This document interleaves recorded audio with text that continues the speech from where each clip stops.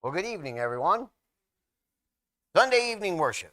Man, there wouldn't be a better place in the world if we made it ourselves. To share, to sing, to be excited about worshiping our God together as a family, united in the name of Christ, battling the function of sin. That old sin's an ugly thing, isn't it? Oh, ugly thing called sin. So you know what we're going to do tonight? We're going to talk a little bit about the overcomers. You know, we talk about in the book of Revelation, there's two people. There are those who dwell upon the earth, and there are the overcomers. We are the overcomers. And the way that we overcome is to be aware or have knowledge, be cognizant of what this Bible is teaching about what's going on in this world. I know we have a habit of flesh to look at physical news and panic, or base our joy or our happiness or our sorrow upon what is being said in the physical world. But we have to understand, we get to understand that the real battle is in the spiritual world. That is where our destiny lies. What's going on in that spiritual world? There's a preacher one time, did a sermon. I mean, he was pounding on the pulpit, and he was jumping up and down, and no, it wasn't me. But it was another preacher. And he was talking about the evils of television. And he told the congregation, he said, that old television, it steals precious time that could be better spent on other things, he said. And he advised the congregation to do as my family has done. We have taken our television and put it in the closet. And his wife said, yeah, and it sure does get crowded in there. You know, the problem with our ability to overcome is in the follow-through. We know the right things to do, folks. I could look in this audience, I could look in this wonderful crowd and see knowledge. We know what to do. The question is, are we following through with it? Tonight, I want us to grab a hold of some things that maybe we know and maybe we don't know. But if we don't know, we're leaving here with some knowledge. And the knowledge that we're learning is how to overcome temptation. I want us to grab a hold of this. 1 Corinthians chapter 10, verse 13. We're going to dissect this verse. We're going to look at it. And we're going to come out of here a more educated, knowledgeable, and executing congregation. We are not going to let temptation steal the love that God has put in our hearts. And we have to be careful. 1 Peter chapter 5 reminds us how crafty that evil one is. And it says he prowls around. And the Greek word means that's his life. That's what he does. He has nothing in this world to do but steal your life.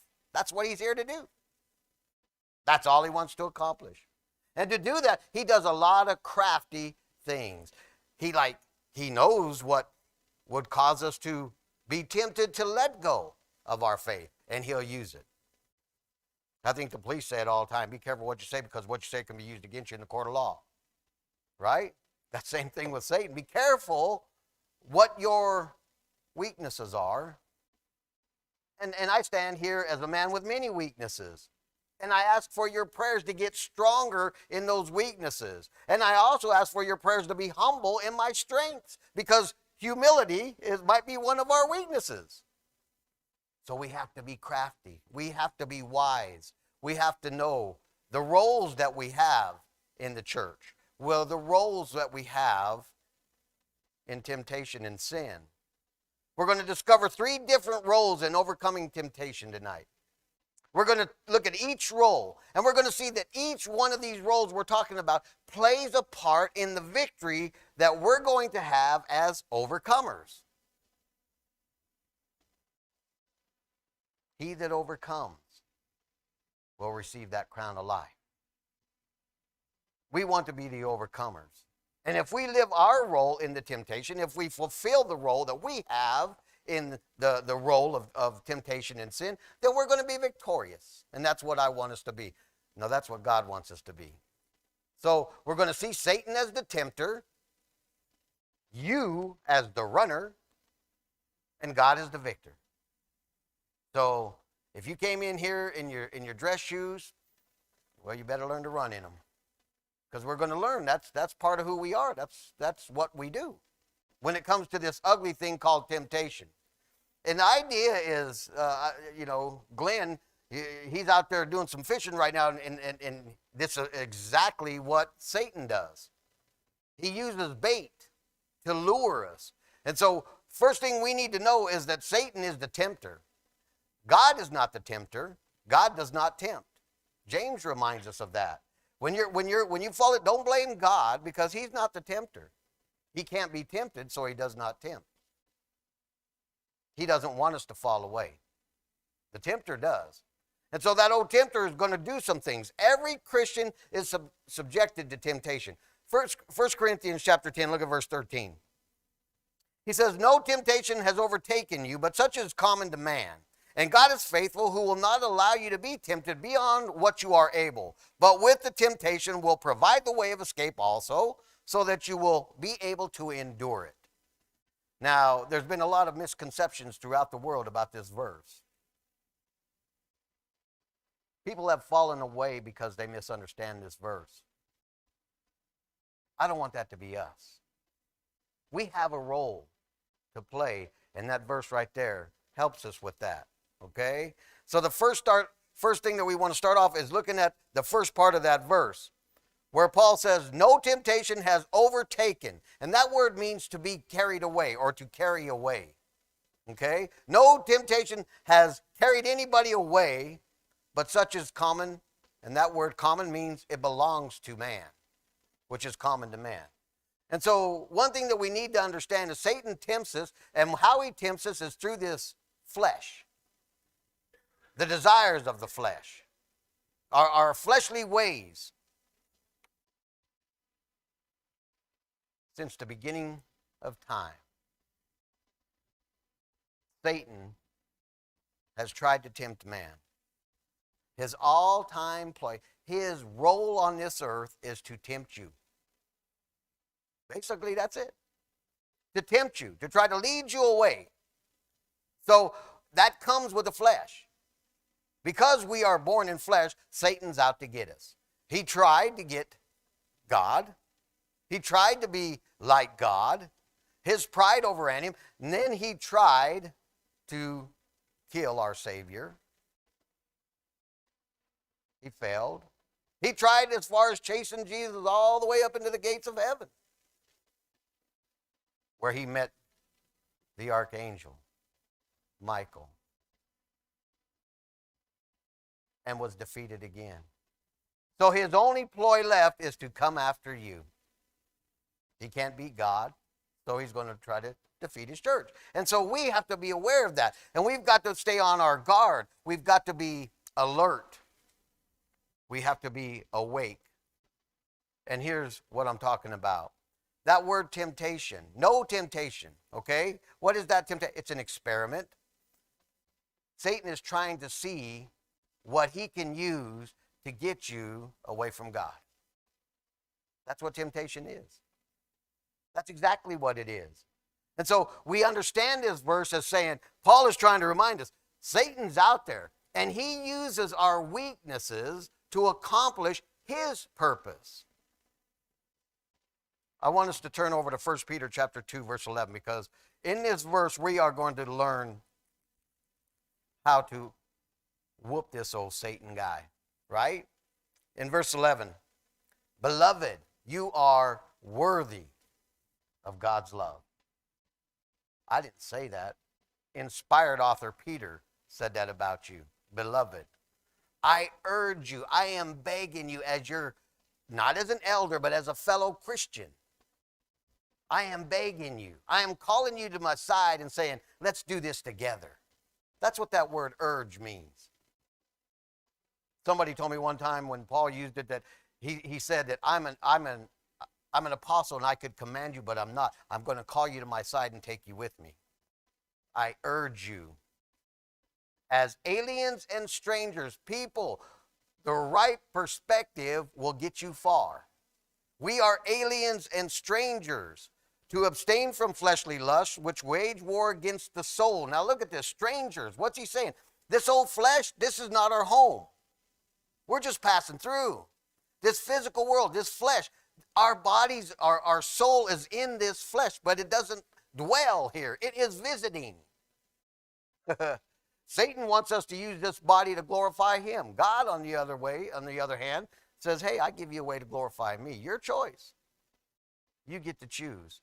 And the way that we are victorious in that choice is to see that we're just visitors in these tents. We're strangers. We're aliens. We have come to a country to sojourn. We are not earth dwellers. We are earth visitors, right? And so we know there's a home waiting for us, but we have to see this as our temporary residence. And as he went on to say, to abstain. Abstinence is the best policy, you youngsters, and all of us as Christians. Abstinence. And we in the flesh, we get carried away with that sometimes. That we think we get as close to sin without touching it. That's not abstinence. That's craziness.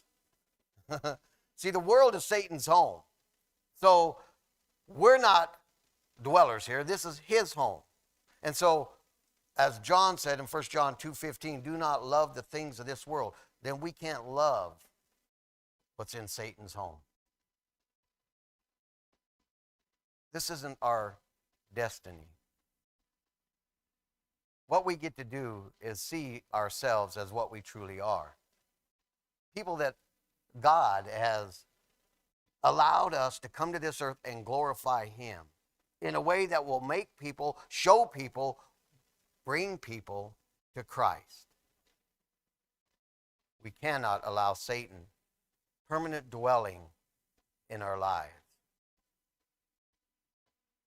You know, the story of a man who wanted to rent some land. And so the way that the agreement came was that he could rent the land until the crops matured, and then once the crops matured, he had to let go of the land. So to get over this, he made the land his own by planting acorns. It takes an eternity, it seems like, for oak trees to mature. And so what I'm saying is, Satan is our enemy, and he wants to lead us away from God. He wants to claim us as his own. He is trying to plant his acorn, which is temptation, in you. Remember that God owns this field. We are God's children. And we will stumble, but that doesn't mean Satan dwells. His temptation, his sin, his lies, his deceit do not dwell in us because he is our enemy. Satan is the tempter. So what does that make us? Well, that makes you a runner, right? We have to be ready to move. As we look at the second part of that verse, and it says, Paul writes, and God is faithful, who will not allow you to be tempted beyond what you are able. But don't stop there. But with the temptation will provide the way of escape also. The key word there is escape. Okay? He doesn't say he's going to make the temptation go away. He's going to teach us and give us the power, the ability to run away from it. The Christian has fallen here because they don't understand the power that God gives us. You know, we seem to always want to stretch the limits. We want to see how close we can come to sin without actually falling into it.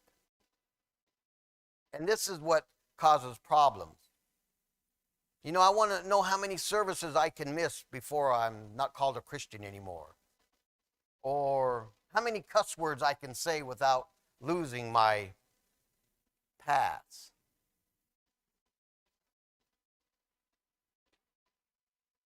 Satan knows that.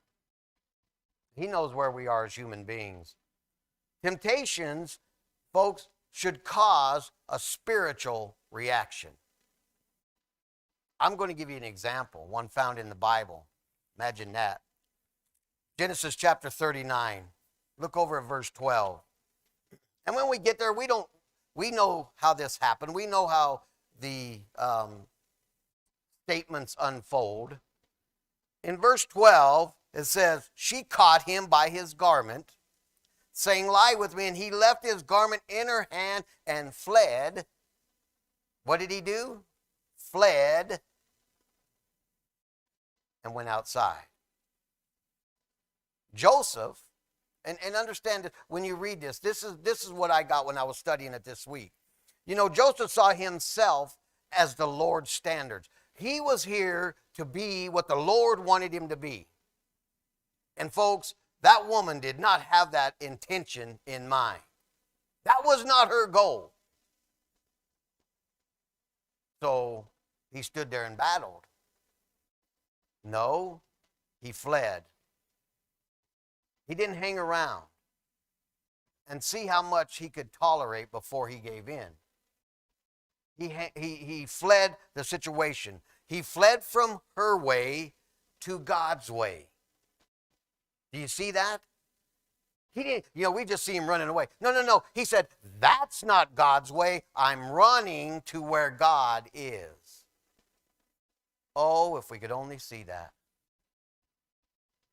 Every time temptation is there, not necessarily this kind of temptation, but any temptation, if we could just see it as going away from God and turning and fleeing the other way. It's not that easy, though, because Satan's good at what he does. He did something back in the garden. He used the 3 temptations. Lust of the eyes, lust of the flesh, and the pride of life. And those are the same 3 temptations that he uses today. You know why? Because they work. If it ain't broke, don't fix it. He don't have to fix a thing. It works. Why? Because we let it work. We don't use the power that God has given us. We don't trust in God's plan. God is faithful, that verse says.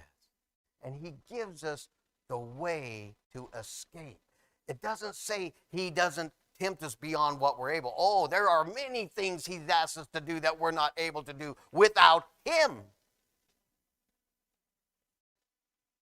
30 years ago, if you'd have said, Cub, there's going to be a day when you stand in a pulpit at Sun Valley Church of Christ and preach a sermon on temptation, I would have laughed you out of the ballpark. Because Cub can't do that. But it's not Cub doing this. This is God's power. This is God enabling, giving me the power through him, through trusting in him to stand before you and preach a sermon and help you overcome the devil's attack on you. Because that's what it is. The devil is attacking you. And he's not only attacking you, he's attacking our children. He wants to take them away. And I stand before you as a man that will not, shall not let that happen. Not without a fight. And what I'm teaching our kids today is to run, run, run. Not because I don't think our God is strong enough to overcome this temptation, but because God said this is his strength to overcome this temptation. To run from it. Remember Paul writing to Timothy in 2 Timothy chapter 2, verse 22? He says, now flee from youthful lust and pursue righteousness, faith, love, and peace with those who call on the name of the Lord with a pure, that's not corrupted by fleshly desires, hearts.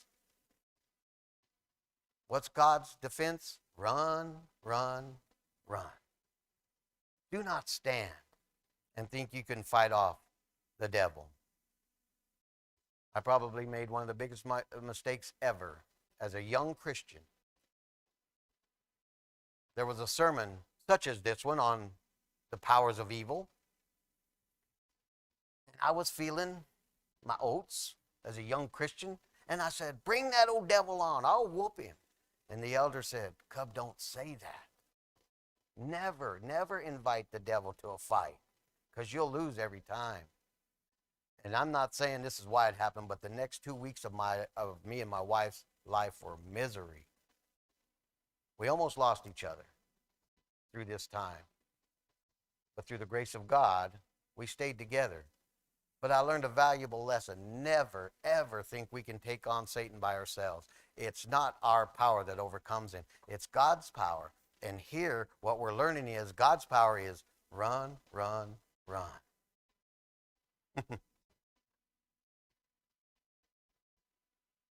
An elephant said one time after the crocodile bit off his trunk, it won't be long now.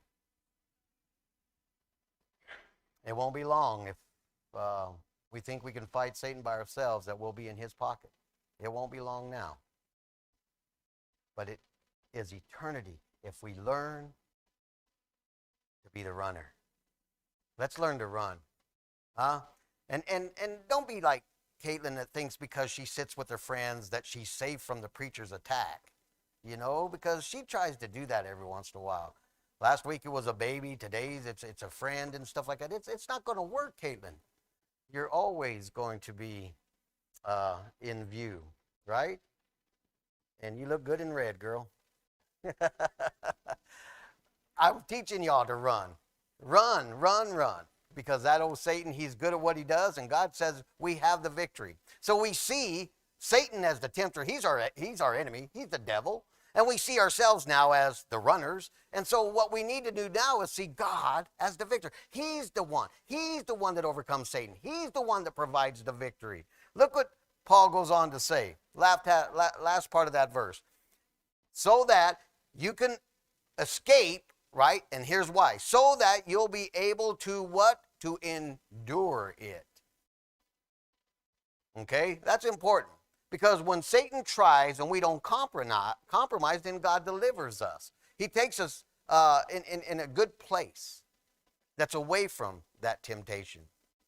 Okay? And we endure it. And that word endure, it simply means to withstand it. Not, not to keep enduring through it, but to withstand what it's trying to do to us. To bear up under it. Satan is subtle, and he's out to deceive us. He's out to trick us. And so what we need to do is understand that what Satan is trying to do is deceive God's chosen people. 2 Corinthians chapter 11. Look at verses 14 and 15. I know I got just 15 up there, but I want us to include 14. Paul says, no wonder. Don't be marveled at this to where you don't understand it, because it's going to happen. It makes sense to us. For even Satan disguises himself as an angel of light. Verse 15, therefore it is not surprising if his servants also disguise themselves as servants of righteousness, whose end will be according to their deeds. Victory. God's victory. Satan disguises himself. And that is what in a tense, that means he's been doing this and will always do this. It goes back to the garden. He disguises himself as truth. And the greatness of understanding him is that he mixes a little truth with a lot of his lies. And it confuses people. You remember in the temptations with Jesus, we talked about that at the lock-in with our young people. Satan tried to get Jesus to unlock. Jesus stayed locked in, and the way that Satan tried to do it is he was quoting Scripture. But context was blowing him out of the water. And Jesus knew it. And Jesus stayed locked in by hanging on to the Scriptures. And Jesus himself tells us there are going to be false Christs and false prophets who are going to be out there disguising themselves under false initiatives and facades such as religion. And they'll hide behind pulpits, and they'll sit in pews, and they'll make their way into your fellowship if we're not careful. They're deceivers. And folks, this is why maturity is so important. Because we get to stay focused on God and the success that he offers. Through the blood of the Lamb, the overcomers beat Satan. Through the testimony of their word, the blood of the Lamb, and they did not love their life even in the face of death. God is our victory. The message that we preach is his victory. And when we believe that, when we trust that, and we know that, then we understand where that security blanket truly is. It's in God. You know, every few days, and especially during the pandemic, you know, we get in that time where we don't have to leave the house. And so every few days I'd have to go try my jeans on just to make sure they fit, because if I listen to my pajamas, all is well in the kingdom. You know what I mean? Everything fits good. But this is the deceit, Satan. Just because things are going well doesn't mean they're right in the kingdom. We have to check ourselves. We have to look where we are. The best way, the only way to find victory is to live that life of victory and let God be the guide. Let him be our victor. The message is out there. 1 Corinthians chapter 10, verse 13 is a wonderful passage to remind us of the great victory that God has given us. But we can't look at it as God will do everything, we do nothing. We have to know our role. We have to live our role, because we can't let Satan tempt us to leave our faith. Let's leave Satan as the tempter. Don't befriend him. Don't let him deceive you. Don't let him work his way into your life. Let's recognize him as what he is. He's the tempter. He's the liar. Continue to run. Be the runner. Young people getting married. Run, run, run. Don't allow yourself to be tempted. Stay away as far away as you can, and always know God as victory. The victory is his, and he shares it with us through his message, through his gospel. And the gospel is very clear. To die to your sin, be buried with him, and be raised again. Now, I don't know where you are in those steps, but if you haven't died to sin and let God wash away that sin, then you still stand as a victim and not a victor. That old Satan is just good at what he does, but our God is better. Tonight, if you're here and you're not being baptized, I pray you'll make that decision and let God clothe you in his victory robe, the robe of Christ. And if you're here and you've obeyed the gospel, well, you may need something too. You may need encouragement. Maybe there's something going on in your life that's hard. There's a lot of hard things in life. But our God is there for us. And he puts you in a family that cares for you and wants you to find the victory. We'll pray with you. We'll hold you. We'll study. We'll do whatever it takes to keep your feet firmly planted in the body of Christ. If you'll let us, we'll study with you. We'll baptize you. We'll pray with you. We'll keep you strong. Please take this opportunity right now to come forward as we stand and we sing.